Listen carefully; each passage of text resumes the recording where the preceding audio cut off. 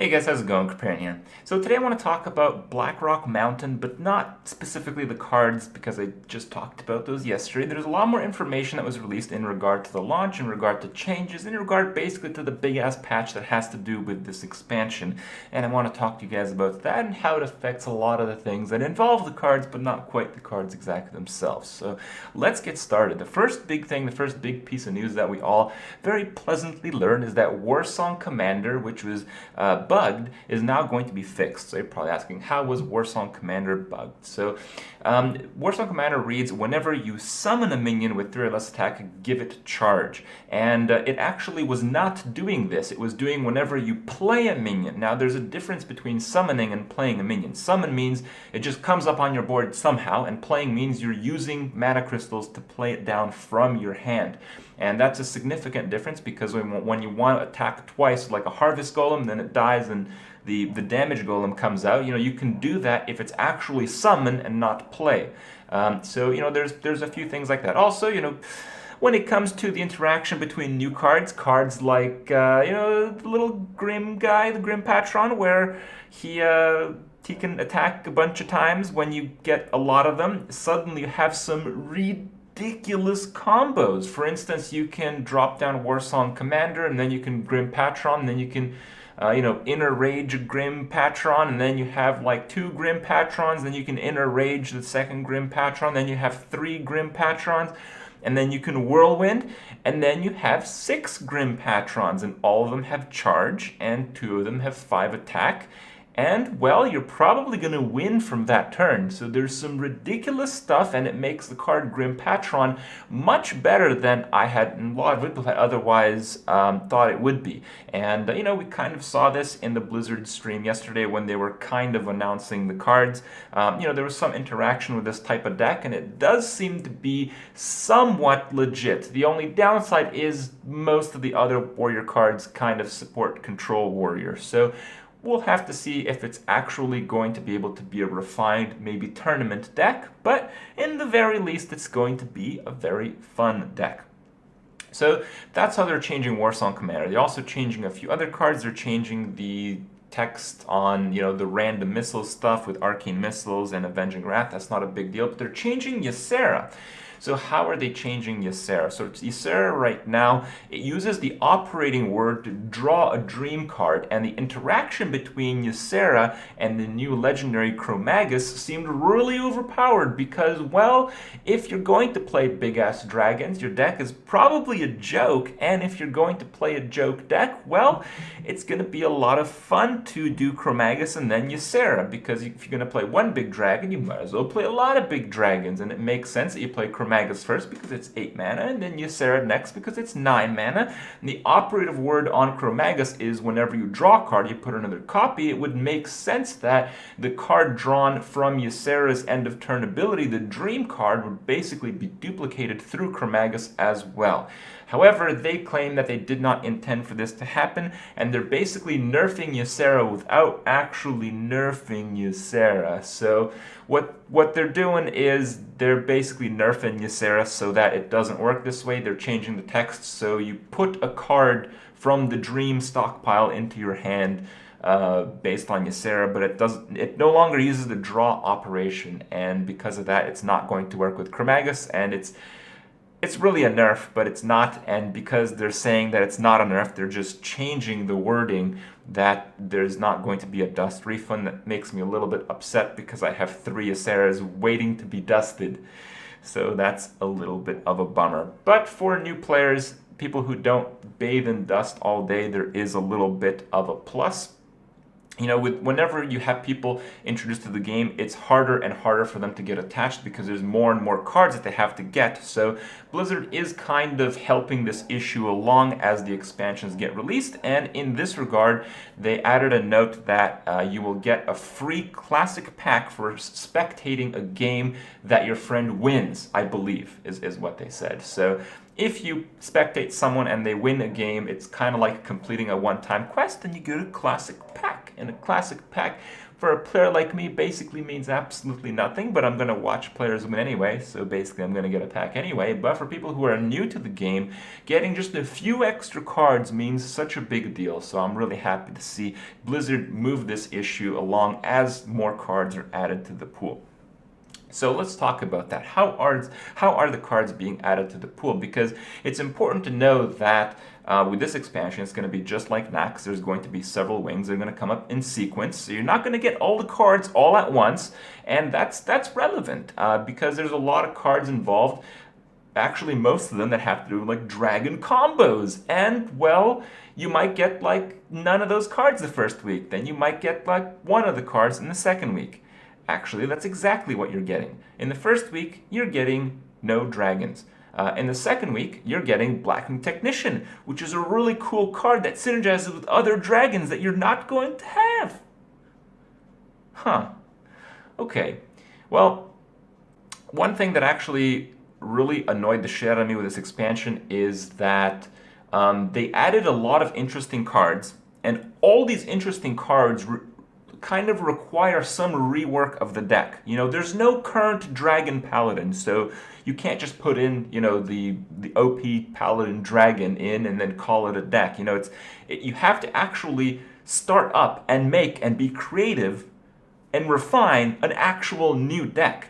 The only card that I can see that fits into an existing deck perfectly is the fucking Hunter card, dude. Quick Shot. And guess what? Quick Shot is the first card that you get in the first week from the class challenge. So basically, if you haven't seen enough Hunters on ladder, you're going to see more of them immediately as Blackrock is released because it's the only card that fits into an existing deck. So the people who play Face Hunter who don't have to think about either how to build a deck or how to play a deck, they don't actually have to think about how to edit their deck. They just put that card in, take whatever card out they want, and then bam, it's improved. It's like just an improved version of an existing ridiculous deck.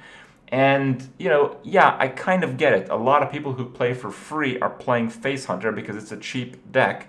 So it's kind of a good thing for them that they get Quick Shot right away and they don't have to buy the other 4 wings. But I don't think that's really that good. I think I'd prefer Quick Shot being in the 5th wing. Actually, I prefer Quick Shot not being in the game at all. So yeah, that's really about it. That's how things have settled in that end. Now, as you can see from this thing, there's a few more things. You can see that they released the bosses. Well, they didn't really release them. They kind of data mined them. All this information is from Hearthstone. I'm going to include links in the description if you want to see the original source of this content. It's really cool. They did a really good job of organizing it. So, you know, for everyone else in the first wing, they're also getting what I would consider the best neutral card out of this expansion, which is Emperor Tharson, which is the 6-mana 5/5 that at a turn removes the mana cost by 1 of each card existing in your hand. So that card is going to be really powerful, and we might see some very powerful new decks come about specifically from this card right off the start. But after that, you know, it's kind of hit and miss. There's some shitty cards and that kind of stuff. So basically the first wing is super valuable because you're going to be able to play your Face Hunter even better than before, and you're going to get the most powerful legendary that they're releasing in the block. So that's all great. Also today I wanted to go over these bosses because Hearthstone has also managed to data mine some of the boss abilities as well as some of the minions that are involved in these boss encounters. But you guys have to keep in mind, to be fair, there's a lot of information that isn't shown in this. So things will likely be significantly different in some cases and a little bit different in others, but I feel it's just a cool look into how some of the encounters are designed and how you may need to complete them. So let's have a look. So here we are. This is on Hearthstone, of course, and this is a list of all the heroic bosses in order, in sequence, based on the wing and their hero power. This is on heroic, so you know it's not the normal version. The normal version is probably gonna be piss easy, so you don't have to worry about that. But again, there's some information that's not really shown. For example, I managed to test the first encounter when I was in France at the EU Hearthstone Summit a couple weeks ago. I tested Korin Dybrin on Heroic. He actually starts with 15 armor, so he actually has 45 life. And what you don't get information from seeing the hero ability, hero power, put 2 minions from your deck. This is the opponent, of course. He gets 2 minions, and 1 from your opponent's deck, which is you. So you get 1 minion, he gets 2. This is on autocast, and that small bit of information changes it. So you can kind of build a deck that just controls minions, just removes all his minions, and essentially you can mill him. You don't even need that many minions in your deck. You just need to remove all of his minions, and then he can't win. And then he has far fewer cards in his deck. And even if he has no minions left in his deck, he's still going to be using this ability. So you don't need that many minions, you just need really big ones, and it's very easy to circumvent. So, not all the information is there, but let's have a look nonetheless. So that's Korin Dybrin. Next up in this swing is High Justice Grimstone. High Justice Grimstone, his ability is to summon a 1/1 spectator with taunt, so it's a 1/1 taunt for 0. I believe this guy is going to play some really big minions, or he's going to start the game with some really big minions. I'll show you guys some of the boss cards in a second here that may suggest this. And probably he just spams taunts to protect his big minions from your attackers dealing with them. And he's just going to, basically start the game in a ridiculous fashion that you have to very quickly overcome before you die. Emperor Tharson is the final boss. It's only a 3-boss swing, and his hero power is 2 mana, deal 30 damage. Yeah, so there's obviously some mechanics about this, and when we look at the boss cards, you guys will kind of get kind of what you'll have to do to circumvent this. In the next wing, in Molten Core, first boss is Gar. Gar has 45 instead of 30 life as the other bosses do. His hero power is 1 mana, Magma Pulse, deal 1 damage to all minions.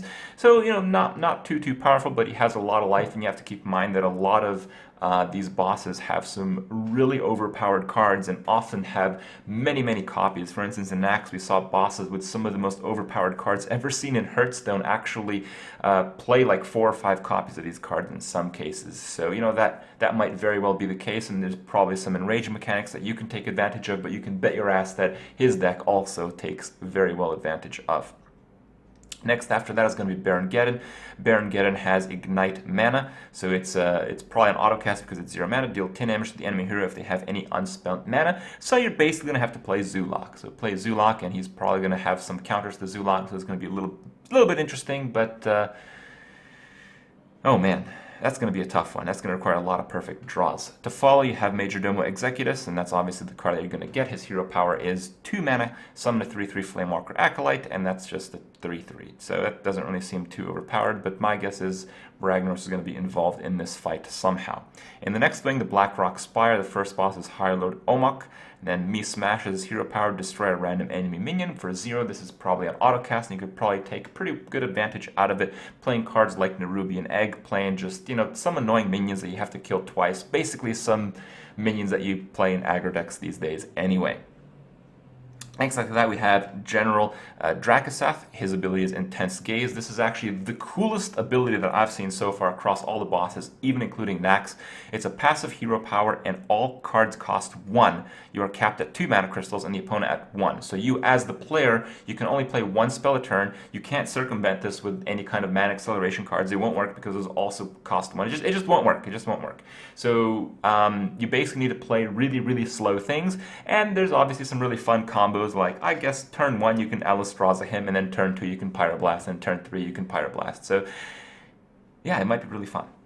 The last boss is going to be Rend Blackhand, regular 30 life, and he has a very varied hero abilities, as you will see here in a second. First is 2 mana hero power, summon 3 2/2 ups and get a new hero power, and each hero power basically resolves into another hero power. So this one is summon Gith, get a new hero power, and then summon a 5/4 Dragon King, get a new hero power.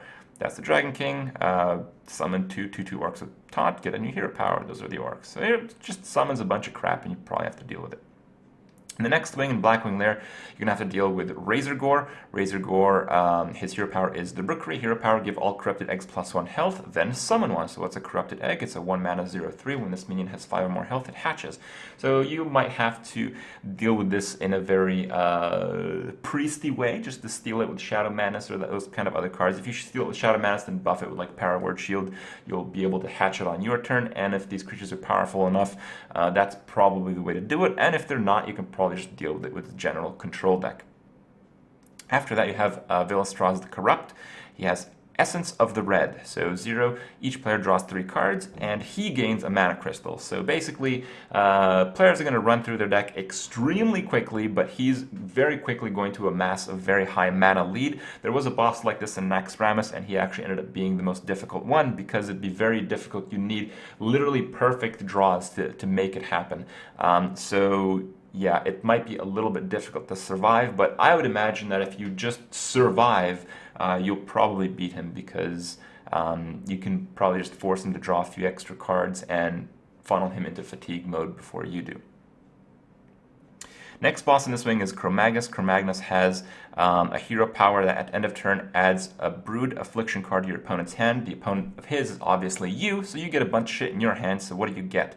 You get the Red Affliction. While this is in your hand, take 3 damage at the start of your turn. It has a mana cost attached to it, so I'm thinking that it's possible that you could just play this for 3 mana to just get it out of your hand.